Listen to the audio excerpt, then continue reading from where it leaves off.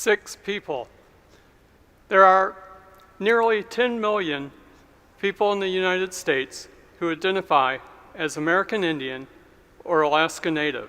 Last year, 6 of them got PhDs in engineering. Not 6%, 6 people. When I was a professor at the University of Michigan, I had a colleague named Phil Deloria. Phil wrote an awesome book. It's about how people don't expect to see natives as early adopters of technology in sports or in entertainment. He could just as well have focused on technology creation. That's a place that people don't expect to see natives. There are nearly 390 engineering deans in the country. I'm an enrolled member of the Delaware Tribe of Indians, and I am the first Native American dean of a College of Engineering.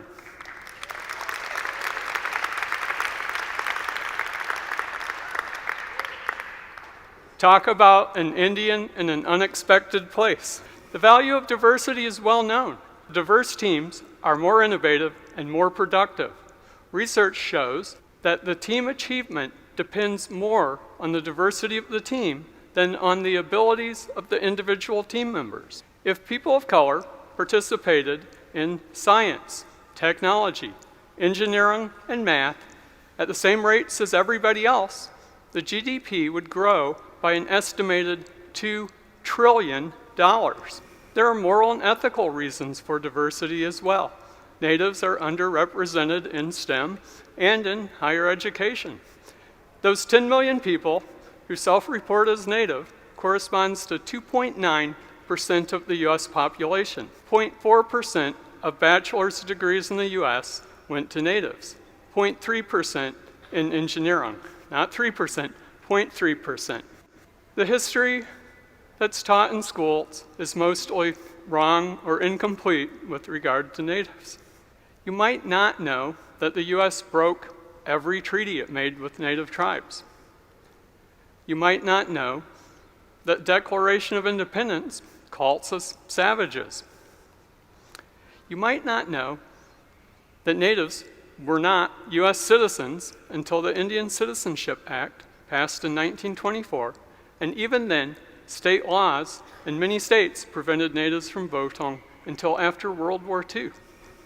You might not know the US had a policy of termination and relocation that was focused on destroying tribal sovereignty and forcing assimilation. And you might not know about Indian boarding schools. Kill the Indian, save the man was a motto of the founder and superintendent of the Carlisle Indian School. Take Native children from their parents, ship them off to boarding school, and erase their culture and force assimilation. Sometimes they literally killed the Indian. This cemetery is on the Carlisle campus. There are nearly 200 Native children buried there. Abuse and murder of Native kids was rampant. As an educator, I am appalled. As a parent, I can't imagine what that would be like. I want the world to be better for my daughter, for everybody. This isn't just about that 7th Native student who doesn't get an engineering PhD. It's about what we all lose by not getting that 7th or 700th Indigenous engineer. It's what we fail to learn in STEM if we don't tap into Indigenous genius.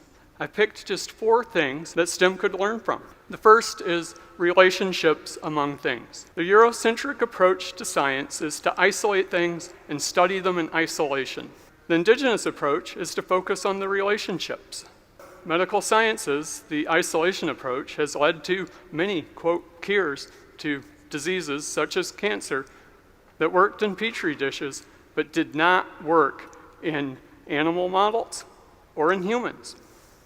Yeah, you have to start someplace, but you also need to keep the important pieces.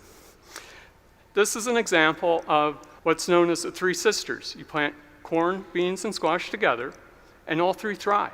The corn grows first, provides structure for the bean vine to grow up.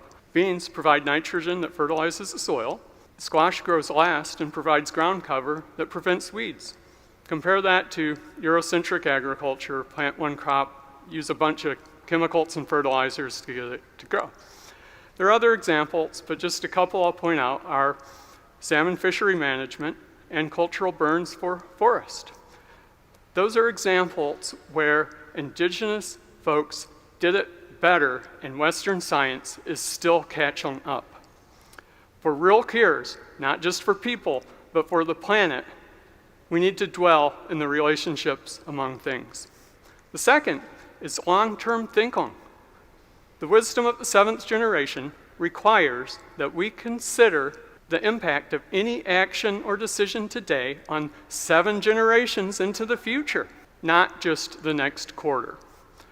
Too often, the Western approach doesn't think long-term. Sometimes it's intentional, such as focusing on short-term gains at the expense of long-term sustainability. Other times it's more nuanced. With the planet warming, it's never been more obviously important to think long-term. The next is meaning and purpose. STEM asks, how does it work and what use is it? Traditionally, indigenous folks often ask those too, but we always ask, what does it mean? Indigenous people don't view the world as here for us to consume it. We're part of it. The universe and everything in it is related to humans, and we treat our relatives with respect, and we learn from them.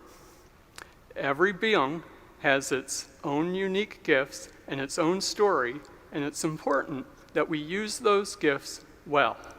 German engineers in the 1930s figured out how to make really advanced tanks, but not enough of them sufficiently considered the purpose and meaning of those tanks. The fourth is balance. This is a medicine wheel. It's common to many tribes. The 4 colors correspond to several different interpretations, 4 directions, the 4 sacred medicines, or the 4 aspects of universal existence: mental, physical, spiritual, emotional. But in all of those interpretations, it represents balance in our lives. We need balance to live in a good way. An example from physiology is salt. We need it to live. Without it, sodium channels that are essential to cell function won't work. But if we consume too much, we die. We need balance. Let me be clear. I am not saying we need STEM to save indigenous people. I'm saying we need indigenous STEM to make the world better. So if we understand the value of diversity, why hasn't STEM become more diverse? It's not a pipeline problem. That's not even the right terminology. We're talking about people, not oil. The idea that underrepresented people are in some way deficient and just need to try harder or change is misguided and ineffective. STEM, higher education, and industry weren't built for people of color.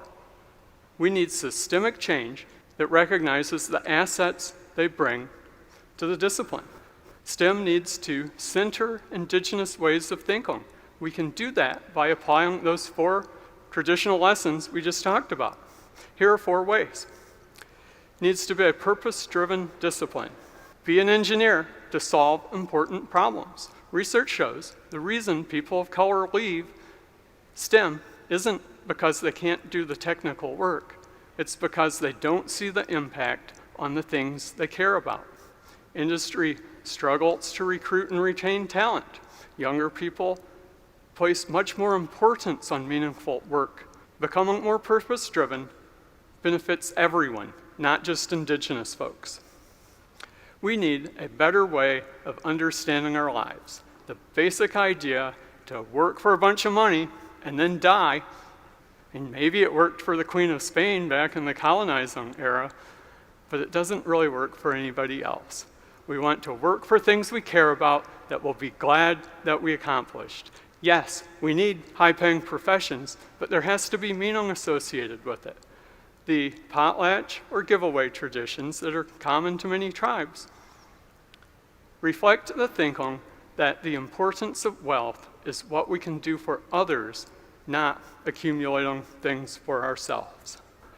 We'd all do well to remember the story of the businessman and the fisherman. A traveling businessman came across a local fisherman who had just caught a bunch of big fish. He said, "Is the fishing usually that good?" Fisherman said, "Yes." Businessman said, "Oh, do you go every day?" Fisherman said, "Well, I go most weekdays in the morning." Businessman said, "Oh, you should fish more, stay out longer, sell your fish. You could grow your business." Fisherman said, "Why?" Businessman said, "Well, you could get an office, a sales department, marketing team, finance department. You worked really hard, and in many years you'd have a lot of employees and a bunch of boats. You worked hard for 15 or 20 years, you'd be rich." Fisherman said, "Oh, how rich?" Businessman said, "Well, rich enough you could afford to go fishing every morning." Clearly, we need room and tech for different notions of wealth and impact. We need multiple pathways into the discipline. We discourage people too early. Your algebra scores when you're 12 years old aren't necessarily the best predictor of success in STEM.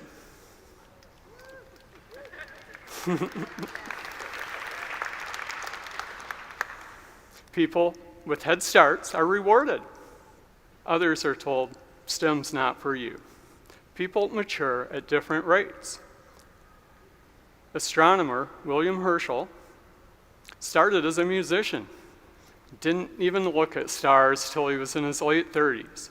Mathematician Eugene Earhart graduated from high school when he was 22 years old. Got his PhD when he was 60. Earhart polynomials are still useful and impactful today. Recent research has shown that the GRE is not an effective predictor of successful completion of PhD programs. It's a better measure of privilege, so much so that all top 20 life science PhD programs in the country stopped using it in the last 5 years. There might be a place for standardized tests, but it's more nuanced than previously thought.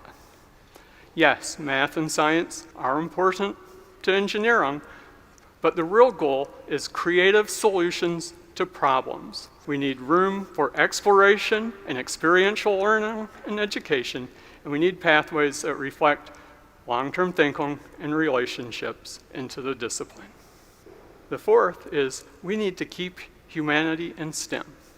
This is an AI-generated picture of AI.